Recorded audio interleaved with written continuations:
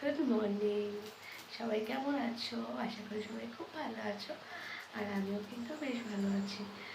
তো এখন কটা বাজে বলো তো? ওই 5টা 15 খাওয়া হবে। তো আমি উঠে মোটামুটি যা যা করার সমস্ত কিছু করে নিয়েছি, আর এখন চলে এসেছি রান্নাঘরে, কারণ রান্না শুরু করব। কারণ বড়মশাই আজকে একটু তাড়াতাড়ি বেরোবে। নর্মালি আমাকে এত আগে উঠতে হয় না, কিন্তু যেহেতু আজকে তাড়াতাড়ি বেরোবে, আজ এখন থেকে একটু তাড়াতাড়ি বেরোবে, তাই আমাকে উঠতে হয়েছে। আর মেয়ে কিন্তু এখনও ঘুমাচ্ছে, ওকে এখনও ডাকিনি, 7টা বাজলে ওকে ডাকবো। আর চলো কী কী রান্না করি তোমার সাথে শেয়ার করি। আর বলতে পারো এটাই আমার ফার্স্ট লং ভিডিও, তো আশা করি তোমরা ভালো লাগলে অবশ্যই আমার পাশে থাকবে। তো চল, এখানে আমি কিন্তু আলু বেগুন কেটে রেখেছি, কারণ হবে মাছ দিয়ে আলু বেগুনের ঝোল, আর ওদিকে হবে বেগুন ভাজা। আর দেখো, তোমাদের সাথে কথা বলতে বলতে আমি কিন্তু রান্নাটা শুরু করে দিয়েছি।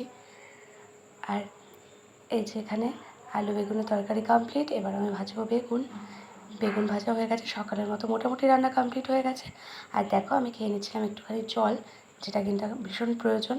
আর এদিকে আমি মেয়েকে দিতে গেছিলাম জল। ও কিন্তু একটা ড্রয়িং করছিল, যেটা আমি জল দিতে গিয়ে দেখে ফেলেছি, তাই ও একটু রাগ হয়েছে।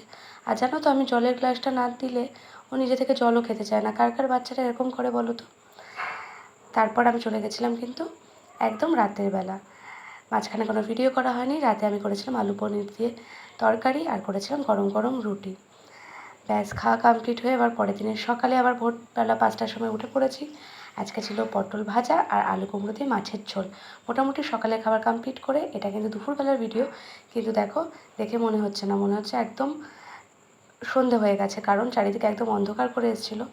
কিন্তু অন্ধকার করে এলে কী হবে, ততটা কিন্তু বৃষ্টি হয়নি যতটা মনে হচ্ছিলো ভীষণ জোরে বৃষ্টি হবে। তো চলো বন্ধুরা, আজকের মতো টাটা, দেখা হবে নতুন কোনো ভিডিওর সাথে।